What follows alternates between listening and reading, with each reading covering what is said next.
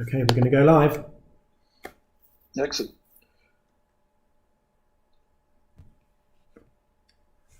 Hello, everybody. We are on day 2 of AMPjam 2021, and we are very privileged to be joined by Mark Raats. Mark, how are you doing? Hey, good news. Thanks very much for having me. Great to see you and on the other side of the world.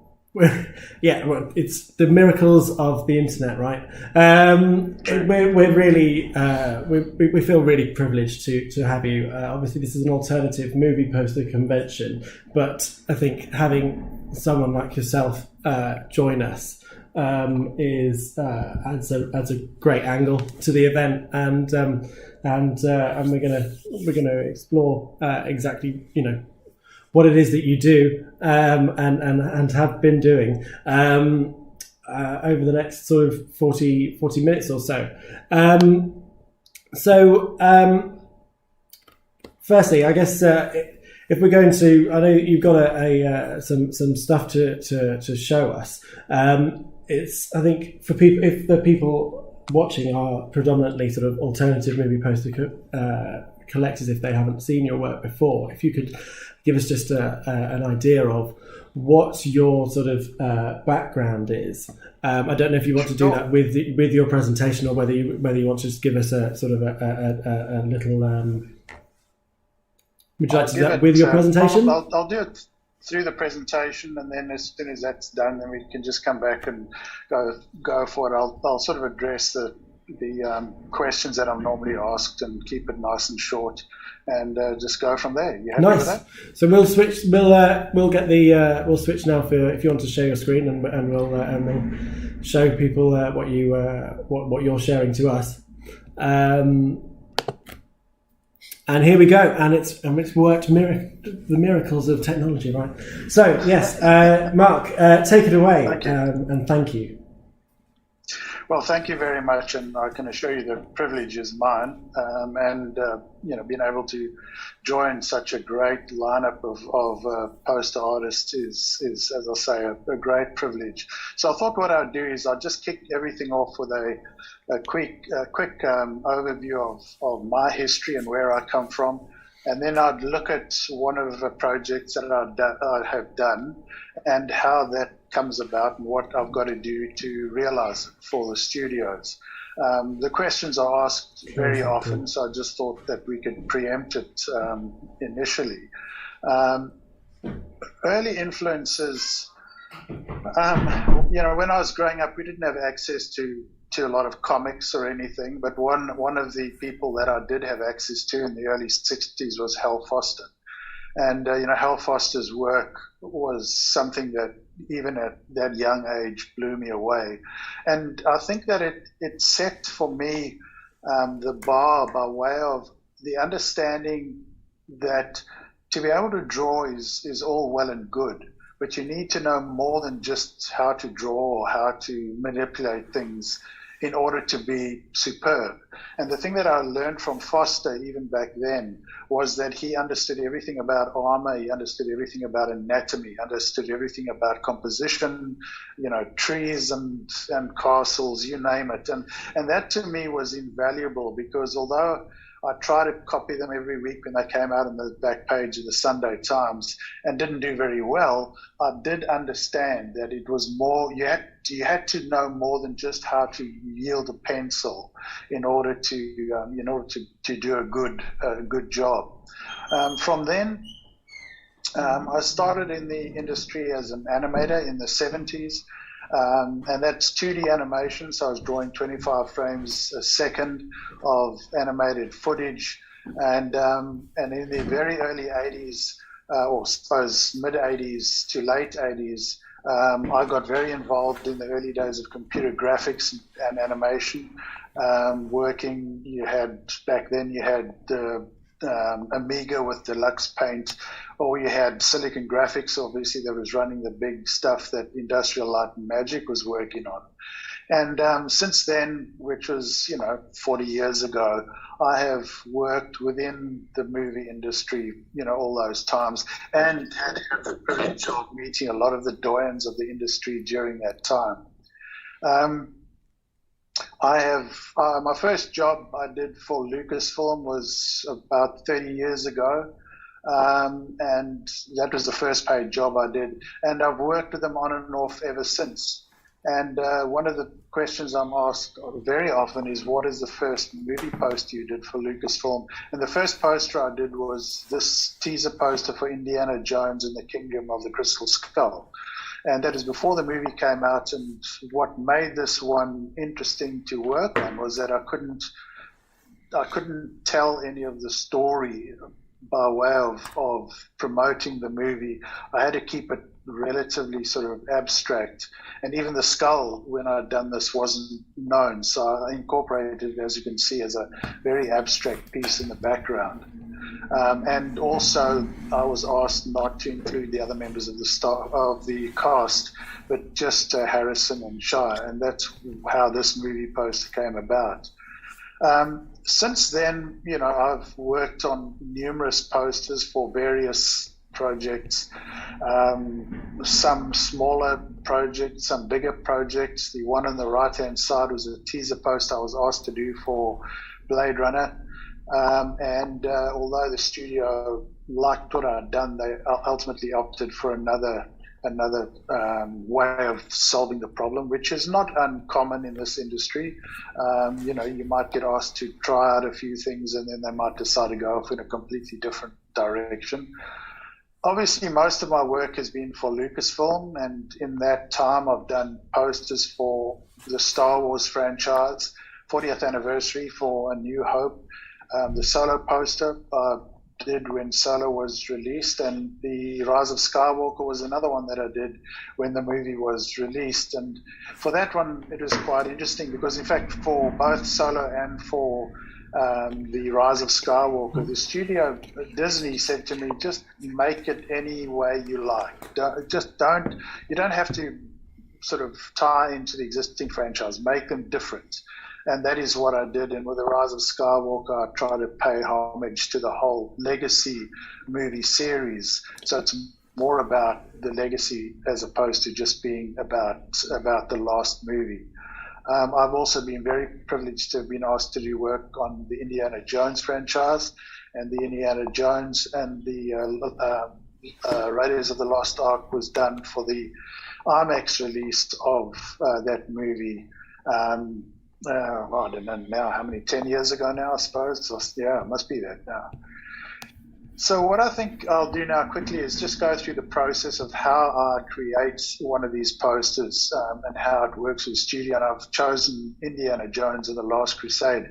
The studio might contact me and ask me to give it some thought. What am I going to do? And of course, the first thing, as we all do, is we go for as much reference material as we can. And the important thing is to try and come up with reference that might not have been seen before or used before. But what is also important when doing this kind of post is that I've also got to be very aware of the legacy. And of course, my colleague and friend Drew Struzan is the guy who's done most of the Indiana Jones artwork. And his work is always a constant inspiration when doing this kind of project. Now, one of the questions I'm also asked is, how long does it take to do something? And the truth of the matter is, as I think anybody who's in the professional arena knows, is that the time that's taken in coming up with a concept is normally the longest period of time. Sometimes it happens very quickly and you can just do one drawing, like I did for Raiders of the Lost Ark. And I was just said, right, we'll have that one, thanks very much, which was wonderful. Or sometimes it can take a lot longer and you can be doing, 3, 10, 15, 20 different drawings before they come up with something that they like. And so for this Last Crusade poster, I put together a couple of ideas that, that I was playing around with, some of which drew from Drew Struzan's original artworks. Some which were different. I quite like the idea of using Petra in the background. But obviously the MacGuffin to me was always important, and therefore the chalice to me was an important one. So those are just three of the designs that I did for it. And obviously all those designs, as all the work I do for the movie industry, is all traditional. So that's Copic marker and Prismacolor pencils, and I think that's on watercolor paper. And those are about A3 in size. Once that's all done, then I might come up with a final layout, which in fact was this one. And also I will very often color the layout so that the studios have a really good idea as to what I'm trying to achieve. In the early days, it was easier when I just worked with George, because he'd look at something and he'd say, fine, I like that, and he'd be able to understand. Whereas now, because you're dealing with so many people across a lot of different studios, I sometimes have found that it's easier to give them exactly what I'm trying to achieve, and then obviously we take it from there, and it certainly irons out a lot of misunderstandings where they might have thought that maybe the night was going to be blue, or Donovan was going to be red, and in fact that's not the case. And these, as I say, are all rendered in Copic markers and Prismacolor pencils. After I've transferred the drawing to the board, then I'll start painting, often in sepia tones, just to bring out the tonal qualities of the artwork. And when I've finished with that, I often can look back and understand the pull and push of the artwork itself, because that's also a hugely important part of what makes the poster successful or not, and those are all the tonal dynamics that come about. The final work that I've done can often be a lot more meticulous, tiny little paintbrushes. And again, at that scale, it's really difficult to try and capture those likenesses, or I find it very difficult, because as you can see, the size of my hand, Alison's face is actually quite small, but it is really important. And what, for me, in this particular case, I wanted her looking directly at the viewer, to try and convey her sense of panic and wonder at this thing that's busy in front of her. And of course, the difficulty with this also is if you make a mistake, you've got to fix it. Traditionally, you can't just undo a Photoshop layer or something, and we go from there. And so ultimately, the finished poster artwork, compared to the original comp, is that particular piece. And the final artwork, the actual painted piece, is about 600 by 900 in size. So it's practically the same size as the movie poster art. So it's replicated almost one-to-one scale. And so that gives you a very brief idea as a bit of my history, and then obviously what the process is in getting something done. And so I think we can just sort of hand back to any questions. Thank you so much for that, Mark. There's seeing the actual. I didn't realise that there was going to be some animation there. In seeing actually your hand, touching the canvas, and seeing that, as you said, with the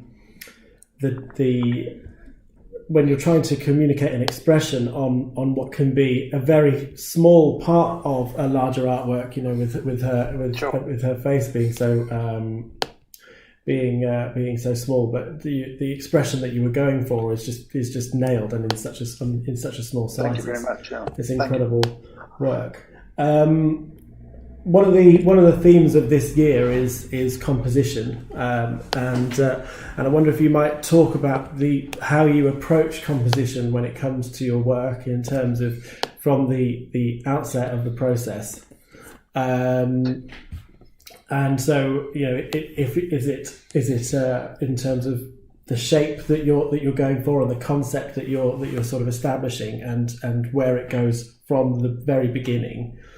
Well, thanks. That's a great question, and I have to be honest. What I try and do in all of them is find a compositional solution, which is different to something that I might have done before. Now, obviously, you've got to work within the realms of what the studios want and what the art directors want. But if you think back to the compositions, say, for example, of the poster art I did for Solo, that one went through a number of iterations, in fact, some of which were almost diagonal lines that I was incorporating in the design, which I actually liked very much.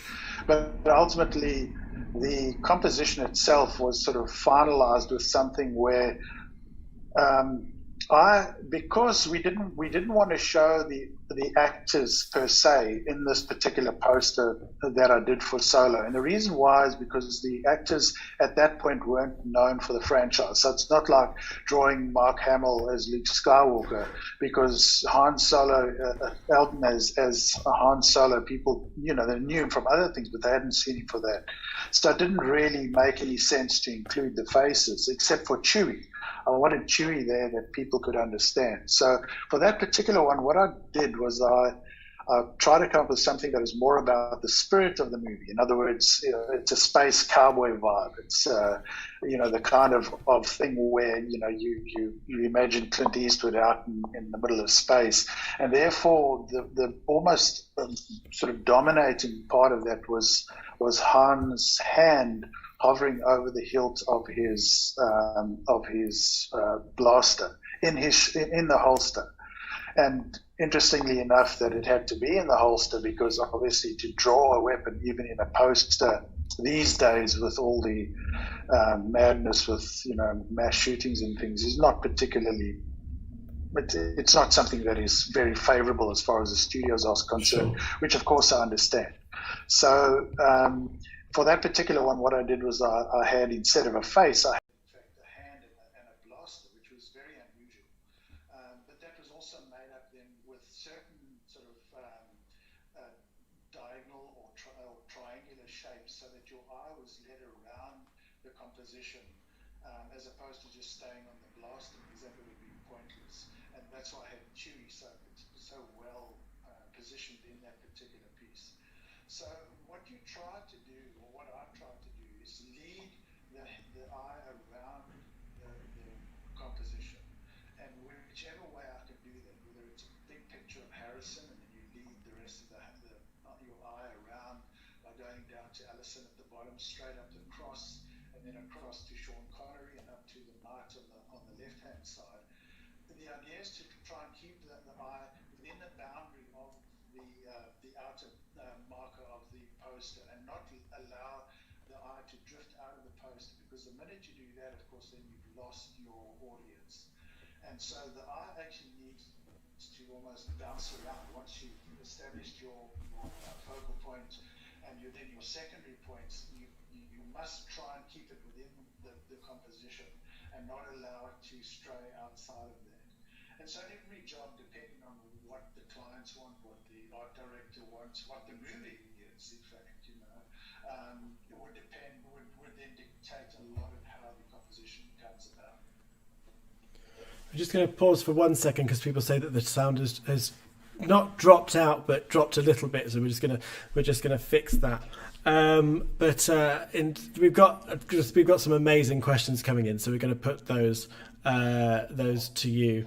I think it might be can still hear him, but his headphone mic seems to have died.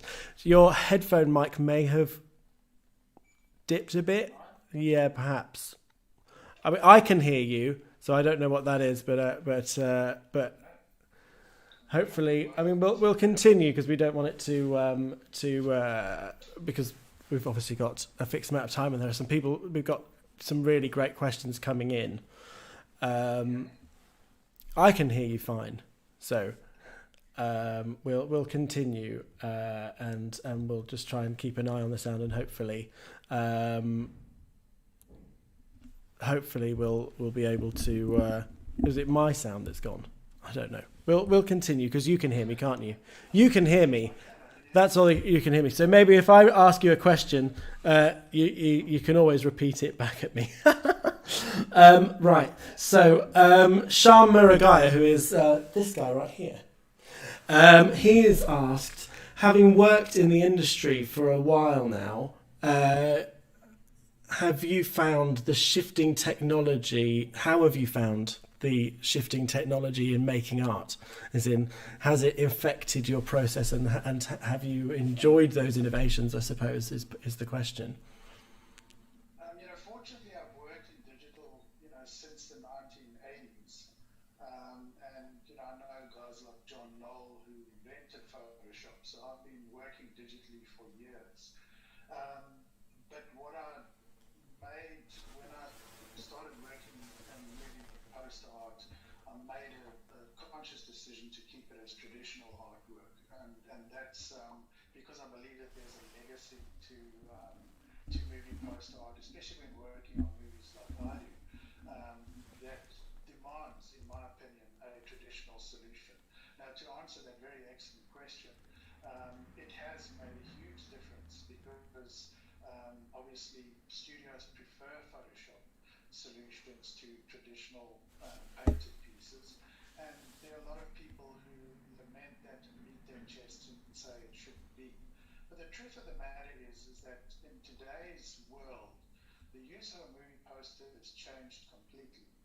In that, when I first started doing this, you had two options. You had one which was the poster in the lobby, and you had a billboard. So you had two layouts, one landscape and one vertical.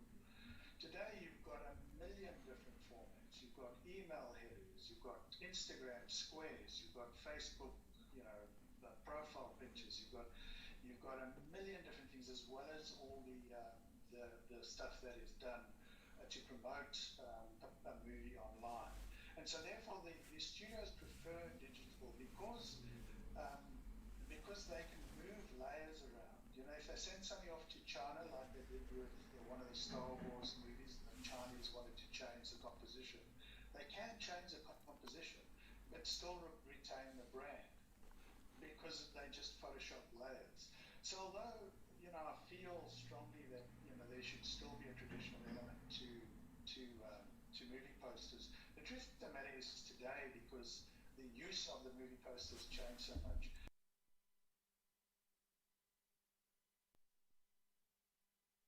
By way of penetration, when I think it was the poster for Rise of Skywalker. When I spoke to Disney and Lucasfilm about that, they said that about posters in lobbies and things like that. They said that it's not our main focus anymore. We don't. The lobby in a cinema is not where we get most of the publicity from. And they said, if we print your posters, maybe 30,000 people might see the posters in the lobby. But they said when they released the artwork that I've done online, they estimated that 25 billion people saw it in the first 15 minutes of it being posted online. And those are the figures that they gave to me. So as you can see, the online thing is really important. So it doesn't matter whether we beat our chests and say that we should keep it traditionally. Digitally is where a lot of stuff has to go. So turn this down. That is what is required. And quite honestly, the digital solutions that a lot of guys are coming up with are superb. That's such a comprehensive answer. I really appreciate you. I hope I'm not deafening people. People are saying that basically you seem to be a little bit quiet, which I think it might be something that our side we are looking into it. But I'm going to try and talk a little bit softer just to balance out. It's fine for I think it's fine your end. It might be something with us.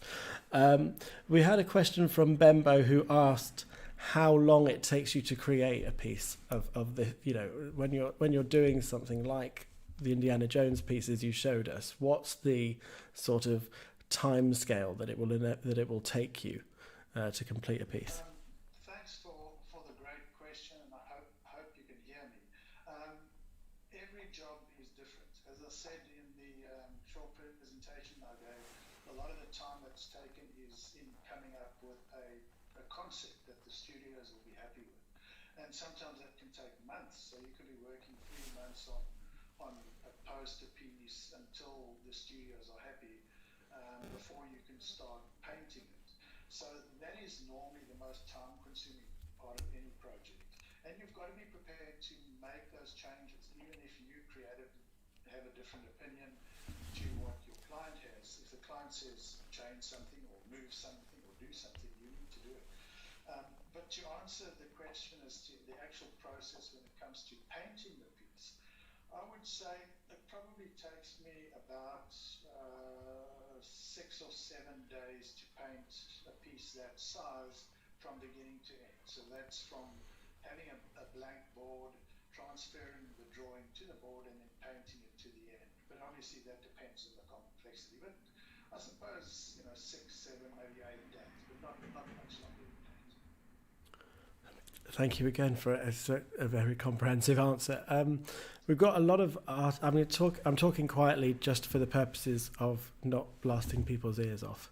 But what I'm seeing in the comments is that we have quite a lot of artists in the comments section asking questions and saying that they love your work, and so I get that sort of view that you're kind of regarded as an artist's artist, and that might be something. And I think you probably find that quite. You find that a compliment, given that I know that you saw, in terms of how much you look up to, the works of Drew Struzan and John Alvin. If we could talk a little bit about influence and sort of I believe you and Drew are friends, is that right? Or you have interactions with them, yeah? And sort of that, just the importance of influence, and then also maybe, as I say, you seem to be an artist. How you sort of feel about that, which might be putting you on the spot and be a bit awkward, but I think I'm seeing a lot of love in the comment section for you. Thank you. Well, that's very kind. Look, the truth of the matter is that we all just want the same thing. I'm no different to anybody else who happens to be watching this particular show, and that is that we all just want to do the same thing. We want to create art, and we want to make work that people love, and hopefully get paid for it. So. And I'm no different to anybody. I mean, because that is really what we want to try and do. I'm very fortunate in that I've been very privileged in what I've been asked to do. And so therefore, that is something that I will always be grateful for. But the one thing that I've never forgotten is that I also once upon a time sat at my dining room table drawing things, trying to get them out there. And so we're all the same. We just happen to be on different parts of the road at that point in time. Coming back to your question on influence is so important, and influence from any source possible is so important. People will often say to me that, look, I want to do something and I want to copy something that Drew has done. And I say to them, well, copy it. This is how people learn. Michelangelo copied from Donatello, not because he necessarily felt that he wanted to be Donatello, but it's a damn good way to learn. You look at people's art that you enjoy, and you try and copy it, even if you're trying to copy the technique, and you're trying to understand how it works. But when you start copying artists' work, be it somebody like Jim Lee, say for example, you want to be a comic artist, or a guy like Bob Peak, or Drew. I urge you to do that. But then what I urge you to do once you've done that is now to start using whatever you've learned when you copied from Drew or John or Jim or any of these people. You start moving that into something that you create for yourself. Because that is where a lot of people break down. They get stuck just copying somebody's work until they're really good at it. You look at that and think, well, that could be a Drew Struzan piece of art. But the thing is, you're not taking it any further than what he did. So what I would urge people to do is not stop, should I say, copy, yes, but don't let it stop there. You need to then take it and find a voice which is your own. And that is vitally important. But I get really angry when people say, oh, you mustn't copy this and you mustn't do that. And there's no must in this industry. There's a must not do something if you're lying about something, if you use deception to do anything. But when it comes to learning any way you can. Go to a museum, go and copy the works of John Constable, or anything, just so that you can understand how art gets done. And that includes the digital artists that are out there. The problem that I have a little bit with digital art is I will often find that the guys aren't recreating something. They will just take a photograph and they'll put a filter onto it and it looks like a painting. Now that's fine. It's a tool, but you have.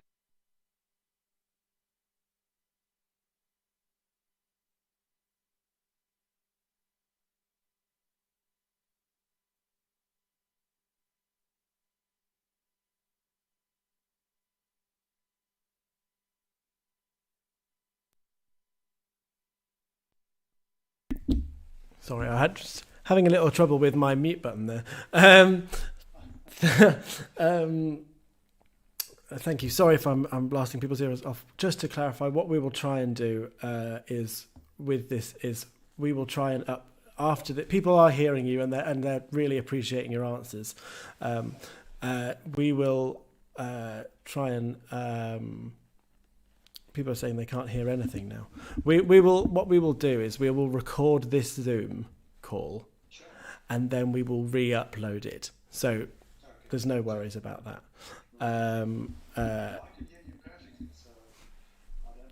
But I think the sound is back now. Technical gremlins are part and parcel of live streaming, especially if you're going to do, one live stream is enough to muck up. But we have what 30, so not 30, but certainly like 20 or so. So if people are saying the sound is now back. If people want to submit some questions for Mark, he's got. We're going to cover the things you got for sale right at the end of the stream, but I just want to invite some more questions because as I can see some in terms of the world in terms of the poster culture that I exist in, some very prominent artists in here, and I just want to give them their chance to ask you questions. So we've got a question here from. He says, is it a controversial topic? So firstly, you can say yes or no to this question. Mark, is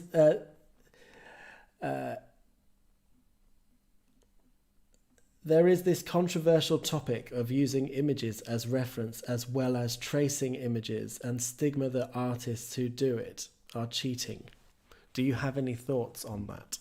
I have very, very strong thoughts on it. I think that to take a reference out of the equation is silly because, obviously the work that I do and a lot of the work that the guys out there are doing, you need your art to look like whoever the hell it's got to look like. You can't. I could certainly draw Harrison Ford because I've drawn him 1,000 times out of my head, but would it be as good as if I was using a reference photograph? No, it wouldn't be. So certainly at the level of detail that I'm trying to capture and I'm commissioned to do by the studios, I need to still have that reference. As far as tracing goes, it's an interesting one, and I don't necessarily consider it too controversial, because even Drew will admit to tracing, as do I. Not always, but certainly sometimes, and it's almost always because of a deadline. If all of a sudden you've got to solve a problem within a week, sometimes you've got to trace something, and you just do it because that is the way you work. Now, bear in mind that when you're working traditionally, you can only trace the outline. You've still got to paint the rest of the model in with paint and pencil. So it's not like the tracing gives you a huge advantage. It might give you a speed advantage just in working out a layout, but certainly not necessarily in the way that you do it. Certainly not as much as you would get if you just imported a photograph into Photoshop and used that, because then you can use transparency layers and things on top of a photograph, which would make it look a lot more substantial than it is. But to come back to times when I will trace, when there's a lot of lettering in something, I will definitely trace the lettering. I'm not going to sit there for a week putting in a whole lot of lettering, because lettering is so tricky. It's got to be done really well, otherwise you don't do it. So I will certainly use tracing then, but I don't always use the tracing method. But the truth of the matter is that guys like Drew Struzan and John Alvin and Bob Peake and all these guys and myself, I can do it without tracing, whereas a lot of people can't do it without tracing, and that's where it becomes a crutch rather than another tool. Sure. If it's too much of a crutch, then obviously there is a creative conundrum. But is it really, if you're being paid to do a job, is it a sin? Definitely not. I don't see it. So when you say about the crutch thing, I think you're saying, I think in part you're saying, that and the creativity issue. It's that if you're tracing an image, if you have only the option of tracing, then you might be beholden to that photo and that photo only.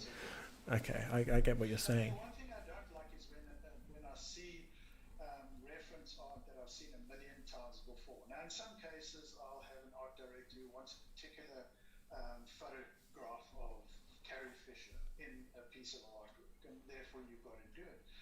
But it's all very well to take a photograph of Mark Hamill with a blaster and just reproduce that. All that tells me is that you're really good at copying something.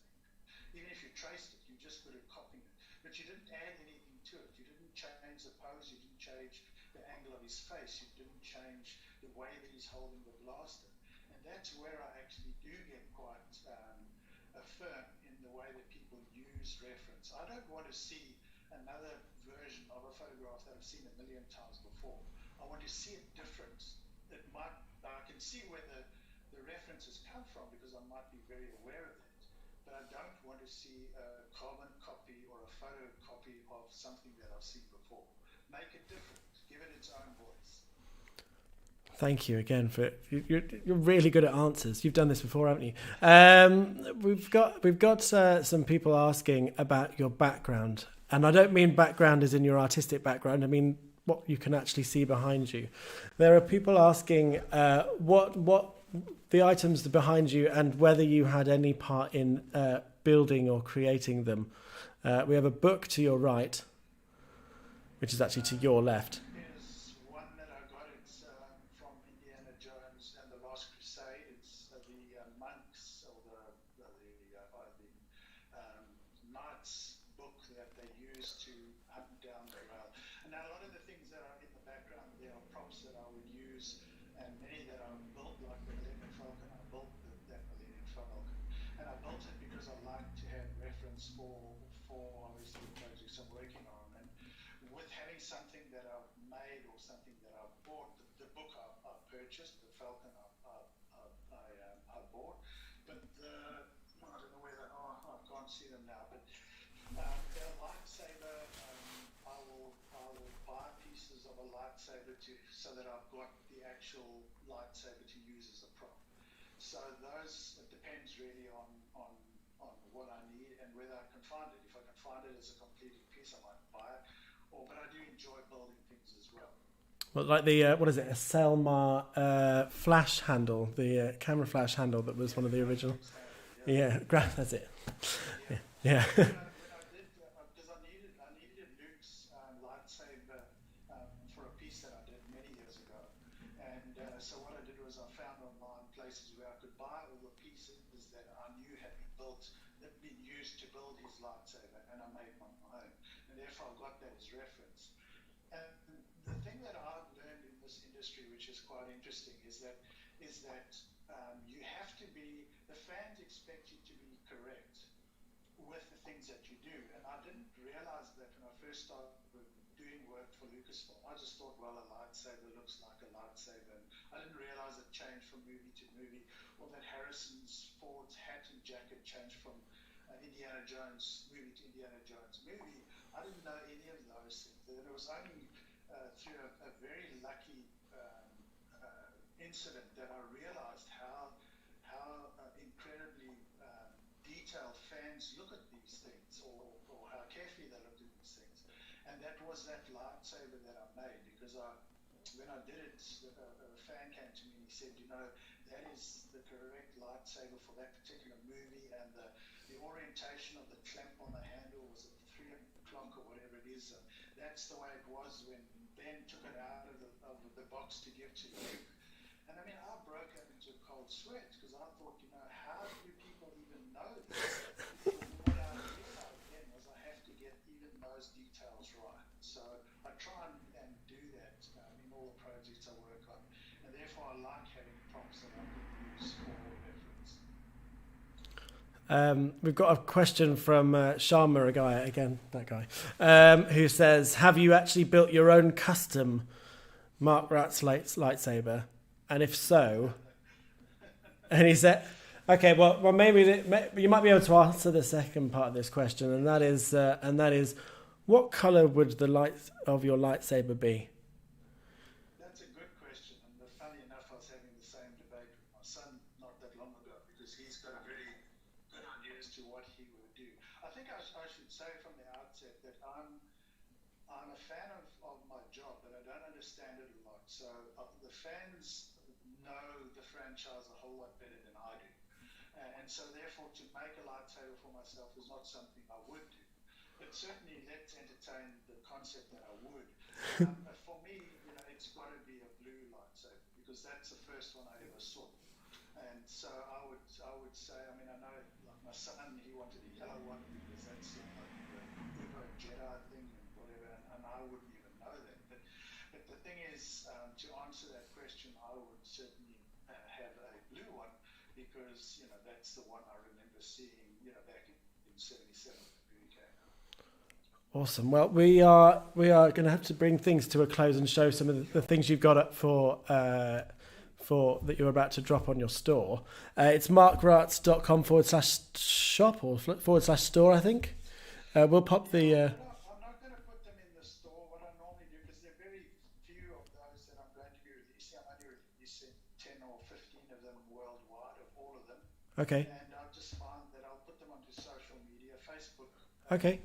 Instagram are normally the quickest ones to go to, because that's where most of the interaction takes place. So I'll put them up there. Okay. Well, if you tag us and we can share it, and then our viewers can see that. We'll show the things that you've got coming out when they load. Whilst we're waiting for them to load, I just want to say thank you so much for joining us. The amount of appreciation in the comments, and there are a lot of questions coming in. If you'd like to come back again next year, we could do a Q&A session with inviting some more questions, because we could have gone an extra half an hour with the stuff that's coming in. So we're very honoured to have you, and it's great to see the love that people have for you. So we're just going to get the images up, and then whilst we're waiting for that, I can probably try and squeeze in another question. Let's have a look.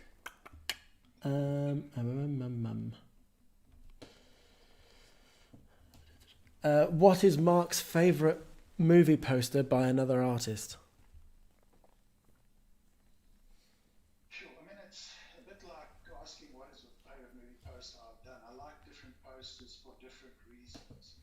But if I have to say, there's no question that Roger's poster that he did for Jaws, the original Jaws, I think is an absolute masterpiece, because with two objects, he told the whole story of the movie, and the relative scale of both those objects, it illustrated immediately the weight to which that threat would come. I just think that is a breathtaking poster. And another one that I'm very fond of is Drew Struzan's poster that he did for Indiana Jones and the Temple of Doom. I think that is probably the best movie poster of that genre ever created. I think it's an absolutely magnificent piece. But there are many. John's poster for E.T. and things like that. I mean, there are many. The list goes on, doesn't it? We're going to bring up those. We're going to bring those images up just to show people. You've got a couple of versions of some art you've done for the Mandalorian, and so the Mandalorian comic book, right? It was actually Mandalorian was a privately commissioned piece. I did do an official piece for Lucasfilm and Disney late last year.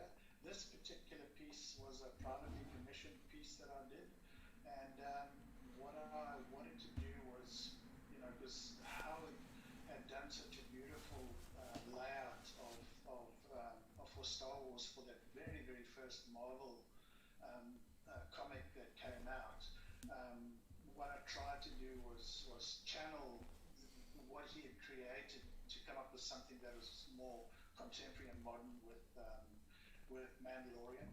And the artwork obviously was done first, and then because people reacted so strongly to it, I thought, well, what would it look like as a comic cover? So that the comic art that is there was done just as a concept that people really, really got excited about. So I just thought that that'll be one of the limited edition APs that I will make available to people. Awesome, and we'll show the Empire Strikes Back. And that's a really cool piece. Thank you. That was a piece last year. Disney and Lucasfilm came to me and asked me to create a piece for the 40th anniversary of Empire Strikes Back. And unfortunately, one of the plans that we had in the discussion was that it would be used at a special screening of Empire around about Father's Day. But because of COVID, everything sort of fell over, so it was only released this year. There's a lot of merchandise with that on it, and that was also part of the brief, was to create something that they could use for merchandising. And so that poster art that you've got there was my concept of how the 40th anniversary movie poster art might look like. So that was never released. So I'll be releasing 15 of those worldwide. So there will only be 15 of that particular poster anywhere outside of the ones, obviously, that Disney and Lucasfilm might have. Amazing. A few that I might donate for charity. And then lastly, we have Raiders of the Lost Ark. The Raiders of the Lost Ark is the 40th anniversary artwork. What I've done is I've taken my original art that I did for the 30th anniversary and for the IMAX release, and I've put it into a 40th anniversary, so that's also an exclusive piece. There'll only be 15 of those available worldwide as well. And as you can see, I've changed the logo back to Raiders of the Lost Ark, so it's not Indiana Jones, it's Raiders of the Lost Ark. And then there's a 40th anniversary logo in the bottom left, and the title block at the bottom is laid out the same way as the title block on the original poster when that came out, Richard Amazon's poster that came out. Amazing. Well, we will share, if you tag us on the socials, we'll then share those. Mark, thank you so much. Apologies to everyone regarding any of the technical gremlins, and as I say, I hope that you might come back, because it's been an honour to have you. We've got our next session coming up with the guys from Vice Press Gallery in about 8 minutes. It might be more like 10. Thank you very much for joining us, Mark, and thank you everybody. Enjoy day 2 of AMPjam 2021.